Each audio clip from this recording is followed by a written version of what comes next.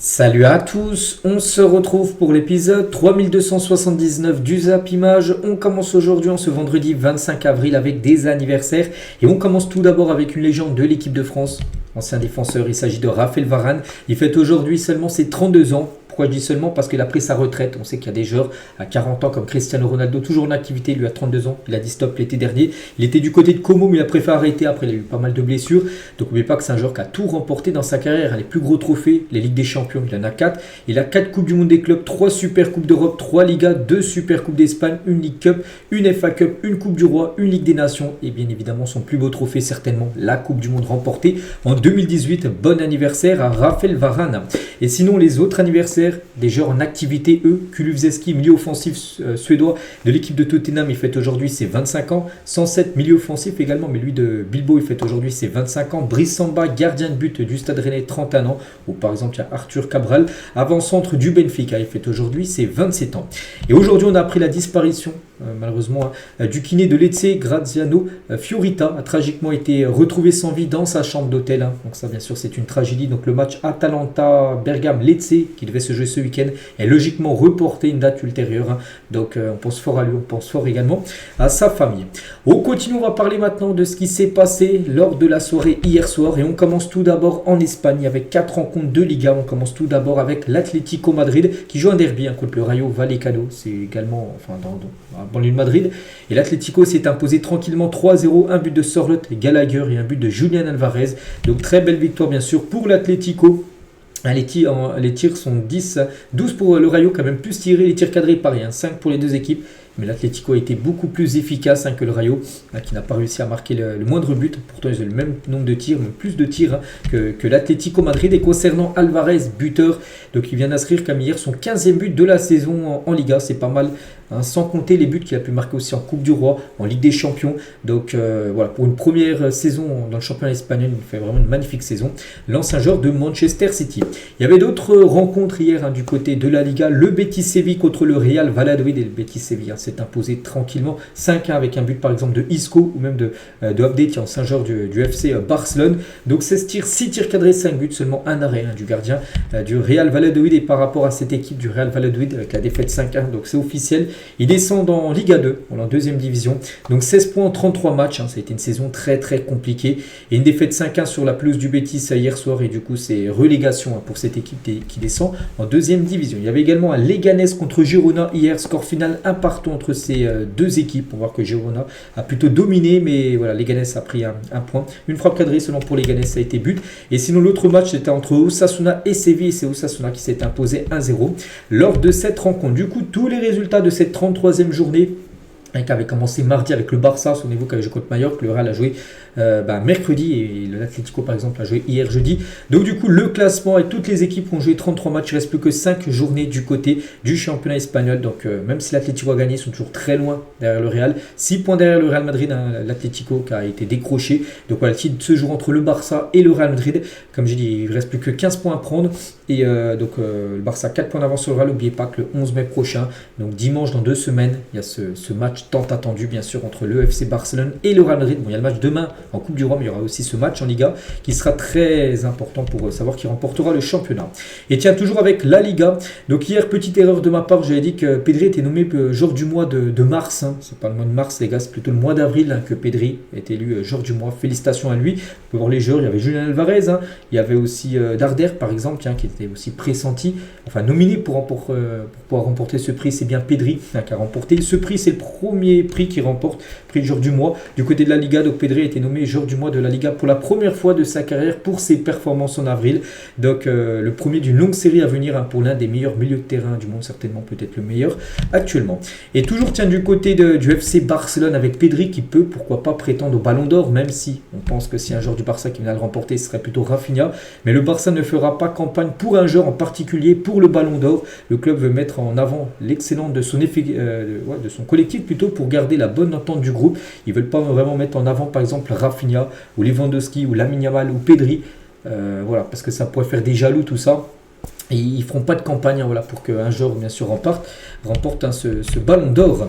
On continue, les gars. On va parler cette fois-ci d'une rencontre en Italie. C'était une demi-finale retour de Coupe d'Italie.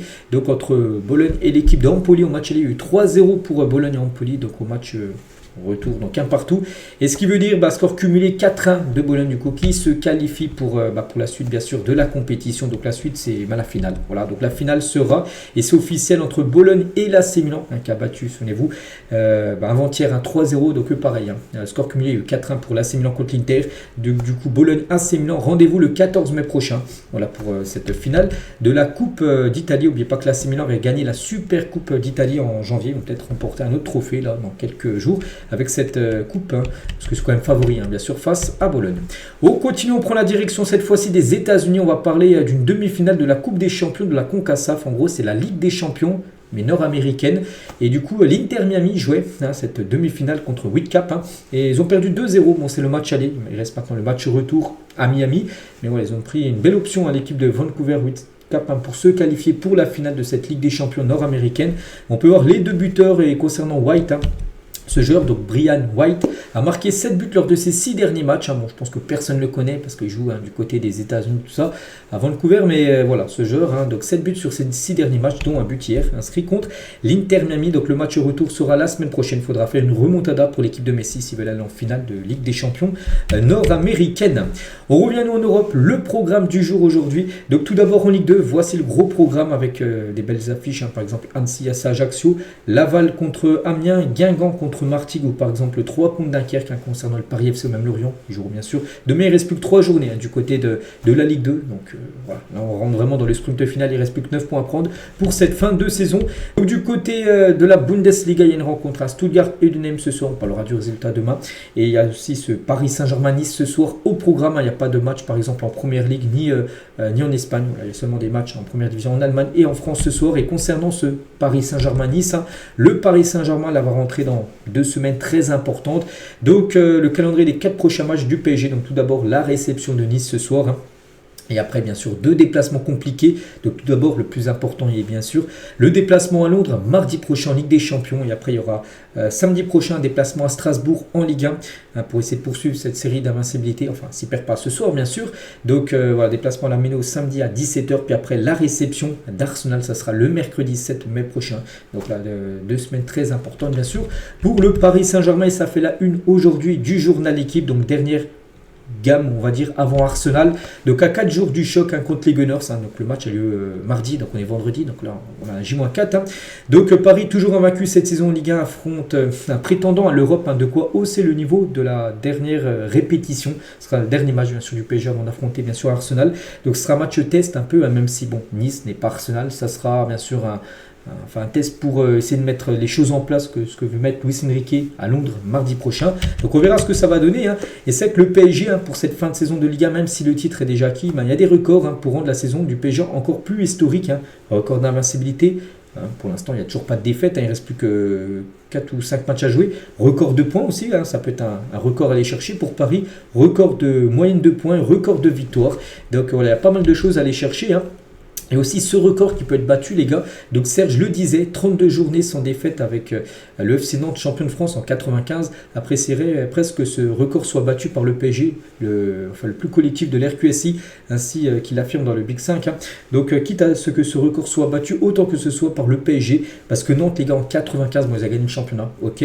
Mais les 32 premiers matchs de la saison, ils n'avaient pas perdu le moindre match. Ils avaient perdu au bout de la 33e journée. Et on sait que ce record peut être battu. Le PSG est à 30 matchs actuellement, oui. Donc il ne reste plus que 4 matchs à jouer. Donc voilà, en gros, ils peuvent battre ce record en gros, du FC Nantes. Vous n'avez pas fait une saison non plus invaincue, Nantes. Ils avaient perdu au bout de la 33e journée sur 38. Donc Paris est à 30 journées. Donc il dit, s'il y a bien une équipe qui peut battre et qu'il aimerait qu'il batte ce record, il dit autant que ça soit ce Paris Saint-Germain là. Et Luis Enrique signe pour échanger l'invincibilité en Ligue 1 du PSG avec une finale de Ligue des Champions. Il a dit en conférence de presse hier, si quelqu'un me garantissait une finale de Ligue des Champions, donc du coup d'éliminer Arsenal, à condition de perdre un match de Ligue 1 avant la fin de saison, je signerai direct.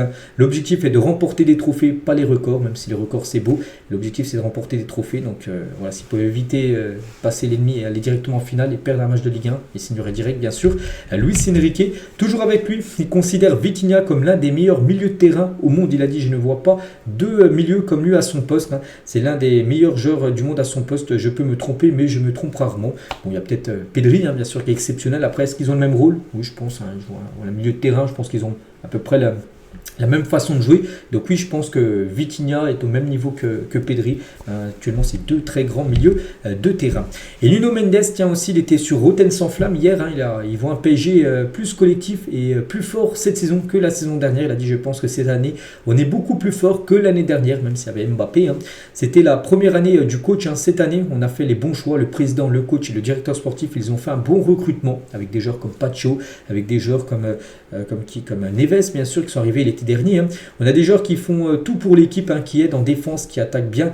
On joue en équipe, c'est comme ça qu'on va arriver loin. On est sur le bon chemin pour arriver à réaliser de grandes choses. C'est notre objectif. Recrutement aussi, Kvaratskhelia, bien sûr, en janvier dernier. Donc voilà, pour Nuno Mendes, il trouve ce PSG beaucoup plus fort que celui de la saison dernière. Concernant la composition probable pour ce PSG Nice ce soir, donc ça pourrait ressembler à ça. Ce sera peut-être la compo qui sera peut-être utilisée. Il va peut-être mettre la compo ce soir qui sera utilisée à Londres mardi avec Donnarumma. Donc Hernandez, on pense que Nuno Mendes, les gars, sera peut-être là, il y a peut-être une rotation. Nuno Mendes sera certainement titulaire.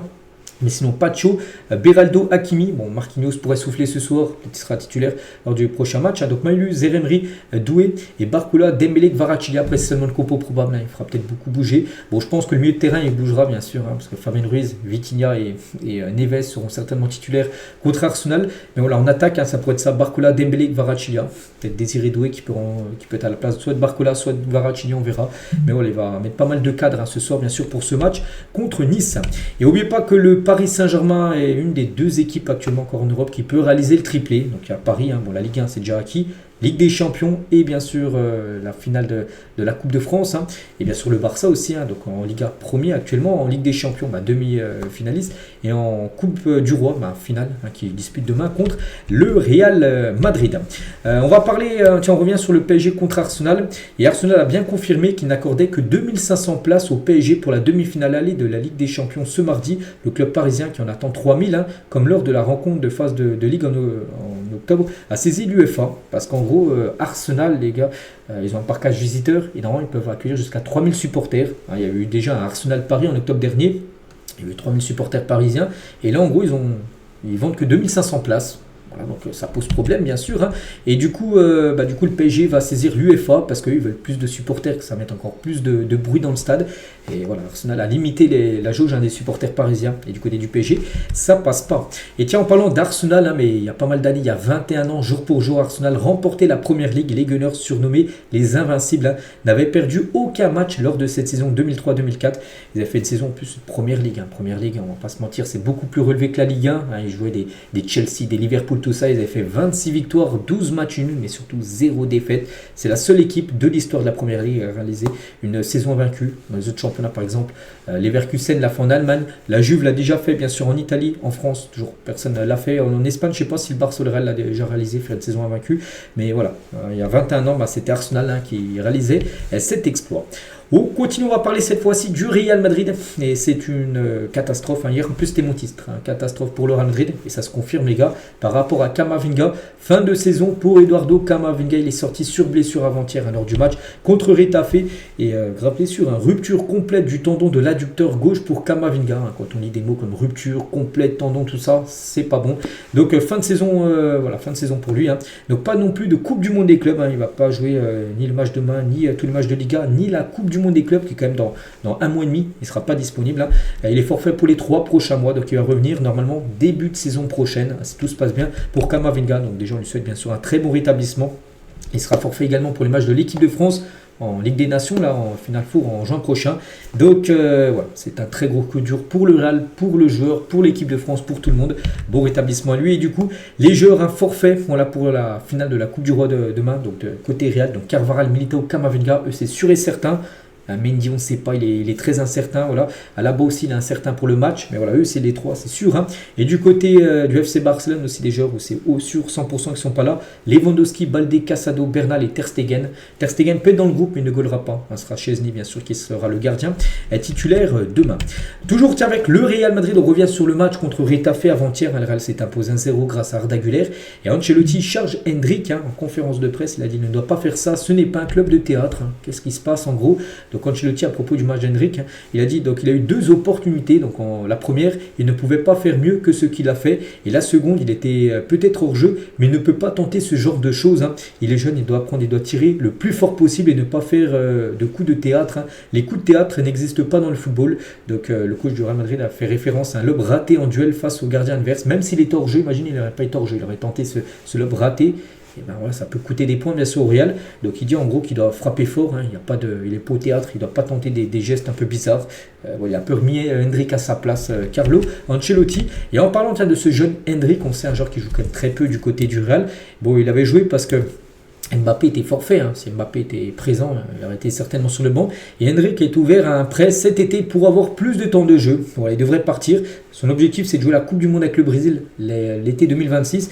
Et c'est que s'il reste au Real en jouant très peu, en ayant très peu de temps de jeu, il ne sera pas convoqué. C'est pour ça qu'il aimerait partir ailleurs en prêt, jouer beaucoup pour disputer cette Coupe du Monde. Et il y a le RB Leipzig en Allemagne, les gars qui préparent une offre pour Hendrik qui ouvre la porte à un prêt. Voilà. Pourquoi pas Hendrik en Bundesliga en prêt, sans option d'achat, ça peut être totalement jouable pour le joueur et pour le Real et pour le club allemand.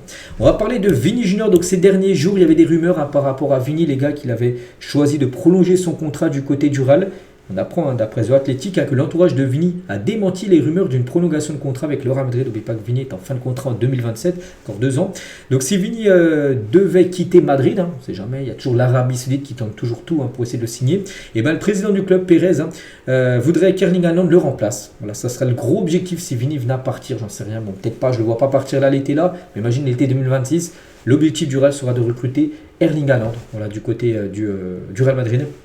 On pense qu'Mbappé après sera ailier gauche et Erling Haaland sera le numéro 9 parce que là, actuellement Mbappé n'est pas un 9, pas un 9 pur. Lui, Haaland est un 9 pur et ça pourrait faire mal de voir Mbappé, Haaland et pourquoi pas Rodrigo, ailier droit, si Vini venait à partir. Donc voilà. Bon, je pense pas que ça sera cet été, bien sûr qu'Haaland arrivera, mais l'été prochain, pourquoi pas.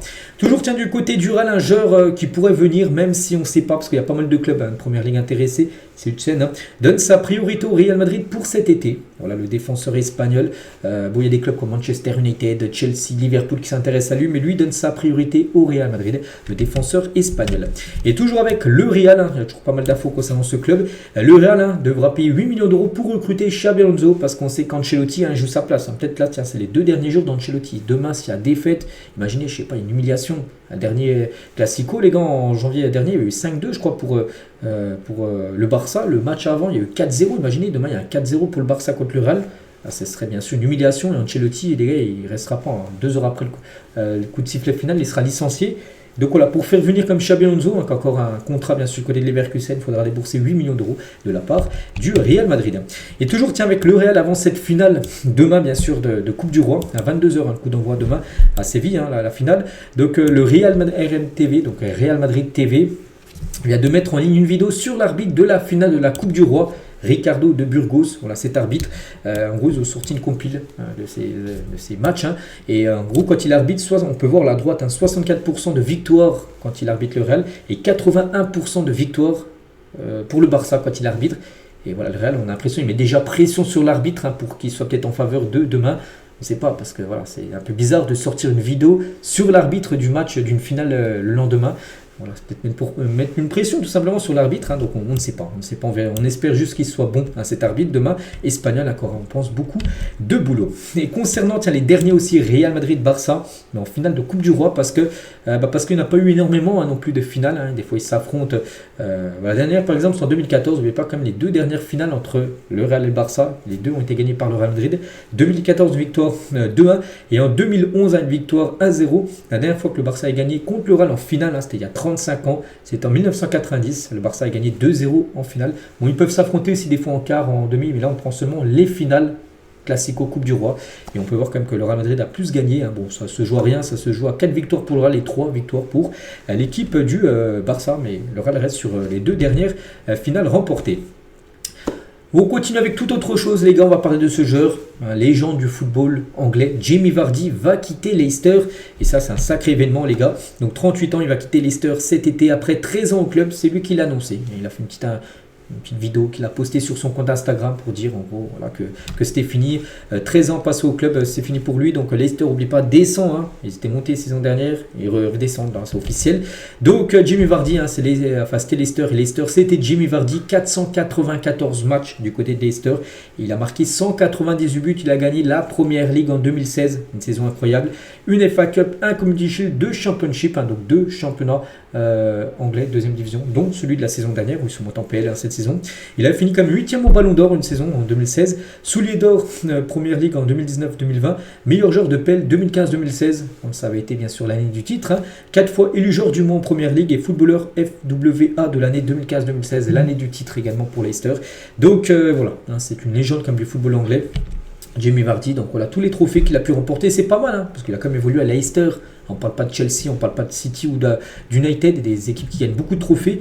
Mais voilà, en tout cas, il y a quand même un sacré palmarès. Hein. Jamie Vardy, lui qui avait fini quand même 8e au Ballon d'Or par rapport à sa magnifique saison. Vous avez remporté le titre, il a fini comme dans le top 10, bien sûr. Un classement Ballon d'Or. Hein. C'est la seule fois où il a été nommé dans le top 30, sinon jamais il était dans le top 30. La seule fois où il a fini 8e. Et Jamie Vardy, hein, qui a quand même fait ses débuts à 27 ans en Première Ligue. Hein. Parce que regardez, donc là il arrête à 38 ans, 27 ans. Avant 27 ans, il n'avait jamais joué en Première Ligue, il jouait dans une division inférieure en 2e, 3e, 4e division.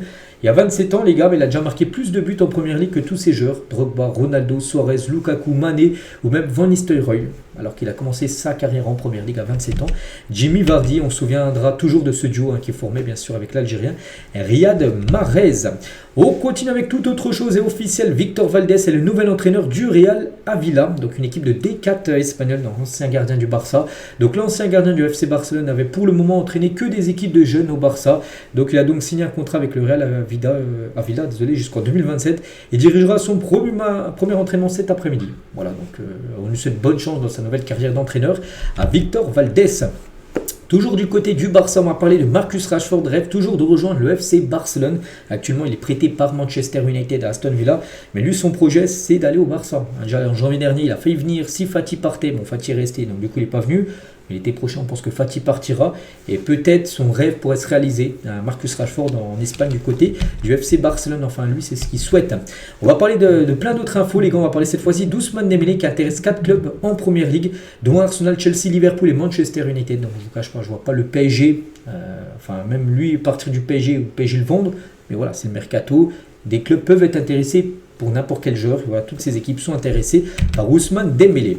Toujours du côté du Paris Saint-Germain, on va parler aussi du jeune Axel Tapé, un jeune joueur de 17 ans qui a déjà joué quelques fois avec l'équipe première parisienne, hein, souvent en Coupe de France. Hein. Donc il ne signera pas son premier contrat professionnel au PSG parce qu'il avait un contrat aspirant, c'est un contrat jeune. Et du coup, il n'y aura pas de contrat pro pour lui. Donc il va partir, hein. C'est dommage. Hein. Donc Tottenham, parce qu'il a été formé au centre de formation du PSG, il va partir libre. C'est dommage. Bon, bref, Tottenham pousse pour récupérer le jeune Parisien. Leverkusen est également bien positionné pour s'offrir le joueur gratuitement. Mats Hummels pourrait faire son retour au Borussia Dortmund. Actuellement, il est du côté de l'AS Roma. Mats Hummels, hein. Il est en fin de contrat, il va partir, hein, de l'AS Roma dans 2 mois et 5 jours exactement. Et il devrait signer juste un contrat peut-être de 3 semaines. Hein, tu peux signer un contrat de 3 semaines juste pour jouer la Coupe du Monde des clubs qui devrait disputer. Puis dès que c'est fini pour Dortmund, la Coupe du Monde des clubs, et ben, il partira. Voilà, en gros, il devrait revenir du côté du BVB juste jouer quelques matchs. Désolé. On va parler de Kim Min-jae, donc défenseur sud-coréen de l'équipe du Bayern, et plusieurs clubs d'Arabie Saoudite suivent de près Kim Min-jae. Donc le joueur ne fait pas partie des intransférables du Bayern. Il y a des joueurs intouchables au Bayern, des joueurs comme Musiala, que le Bayern bien sûr va le garder encore longtemps. Mais lui les gars, il peut partir, hein, et il pourrait filer peut-être en Arabie Saoudite parce qu'il y a quelques clubs bien sûr intéressés par lui. On va parler de Mahmoud Dahoud, hein, pourrait quitter Francfort cet été. Il n'entretient pas de bonnes relations avec son coach. Je pense qu'il est coach de Francfort, je ne l'ai plus en tête. Bon, bref, il pourrait quitter ce club allemand. On va parler de Liverpool et prêt à mettre 115 millions d'euros pour Milos Kerkez, un défenseur hongrois, et Dean Huijsen, qu'on parlait tout à l'heure que lui donnait plutôt sa préférence au Real. Mais Liverpool est également intéressé. Donc les deux joueurs de Bournemouth ont une clause libératoire chacun de 55 millions d'euros pour Kerkez et 60 pour Huijsen. Et Liverpool serait prêt à lever les clauses des deux joueurs et les faire venir du côté des Reds.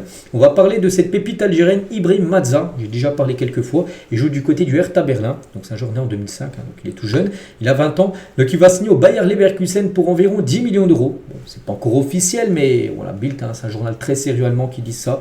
Donc ça devrait se faire là très prochainement. Il devrait évoluer à Leverkusen. Le PSG veut recruter Manu Koné cet été. L'AS Roma ne souhaite pas le céder, il souhaite le conserver, mais si le PSG fait une belle offre, bien sûr, ça pourrait faire céder.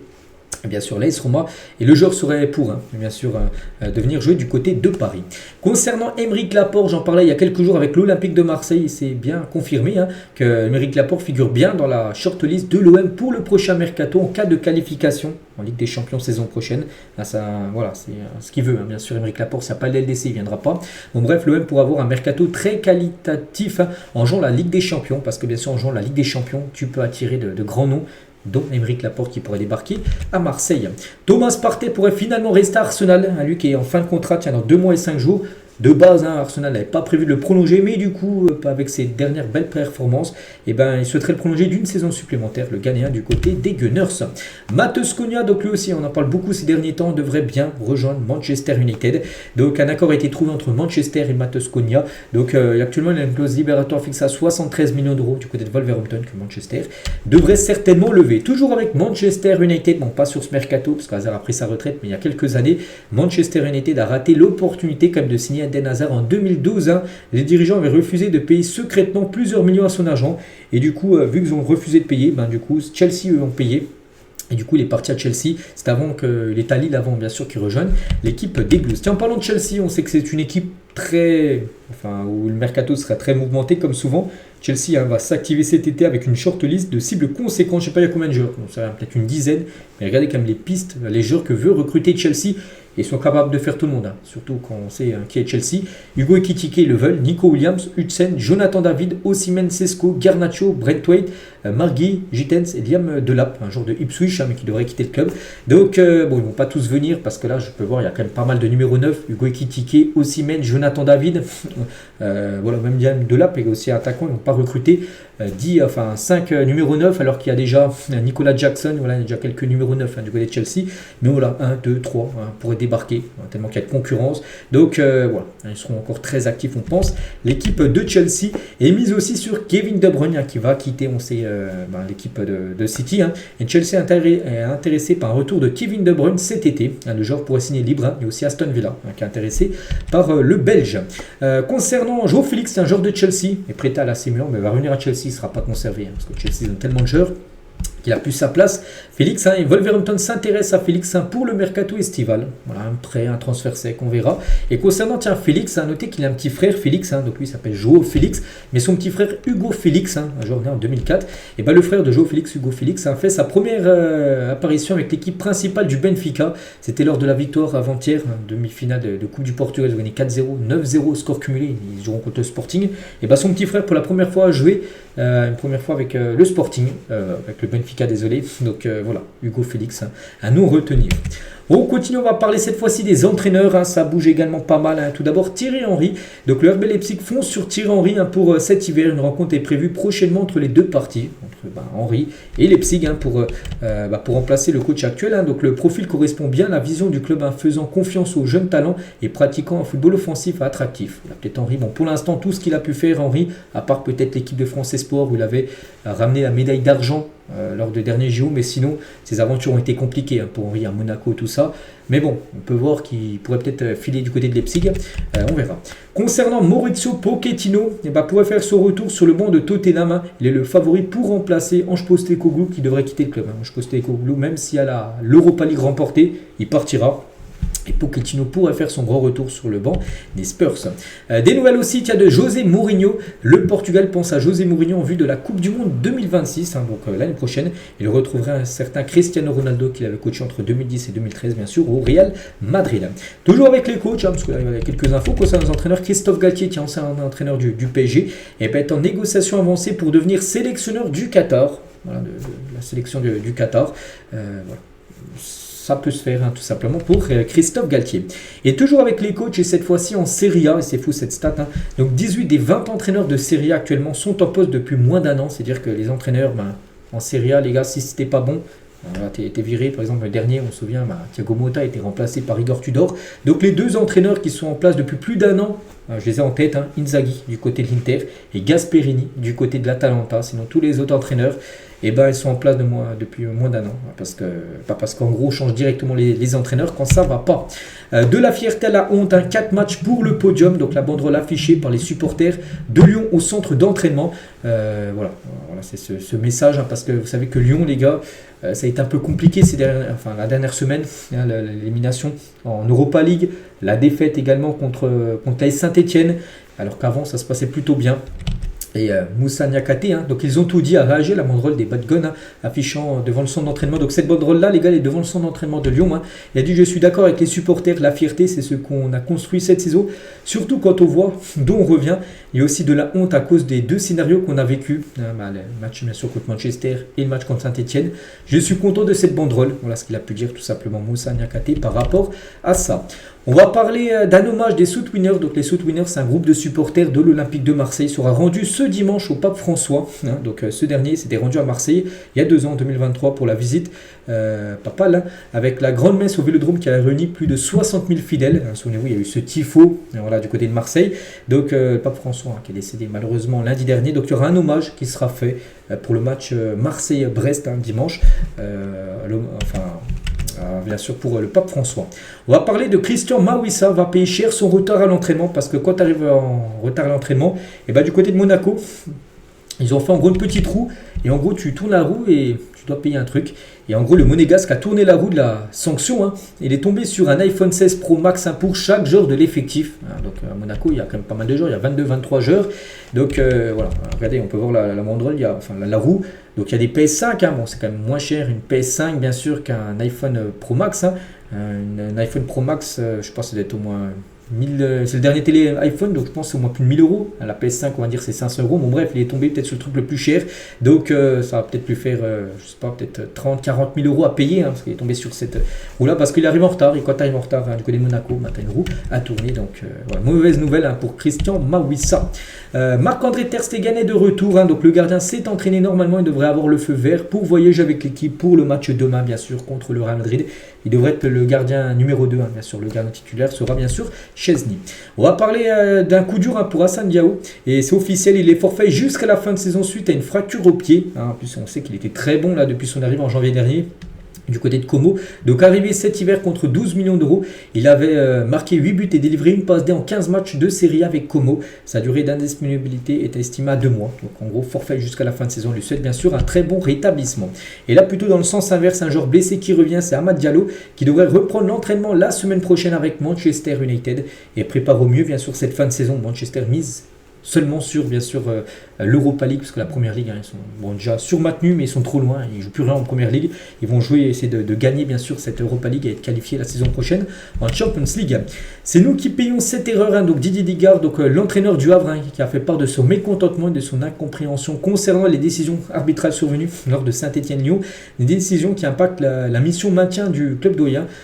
Pourquoi ? Parce que le Havre qui joue son maintien, et Saint-Etienne aussi. Saint-Etienne a pris 3 points avec la victoire bien sûr contre Lyon. On sait que s'ils auraient pris le carton rouge de Stassen, ils n'auraient pas marqué le deuxième but, ils auraient certainement peut-être perdu même le match contre Lyon, quand ils jouent avec un joueur en plus une bonne partie du match. Donc pour le Havre, ceux qui payent c'est cette erreur en gros, parce que Saint-Etienne a repris des points sur l'équipe du Havre. La finale de la e-Ligue 1, donc c'est sur FIFA, donc opposera le LOSC au FC Lorient. Voilà, donc il y a un championnat cette saison et la finale ce sera ça, donc Lille-Lorient, donc aura lieu ce lundi, donc là dans quelques jours à 18h30 au théâtre du Gymnase du côté de Paris. Et on finit les gars cet épisode d'aujourd'hui avec quelque chose qui pourrait changer par rapport à la Ligue des Champions. Voilà, d'après Sport Bild, les 3 règles que l'UEFA veut mettre en place pour la Ligue des Champions. Donc tout d'abord, suppression des prolongations, sauf pour la finale. Donc actuellement, vous savez qu'il y a les prolongations, tout ça.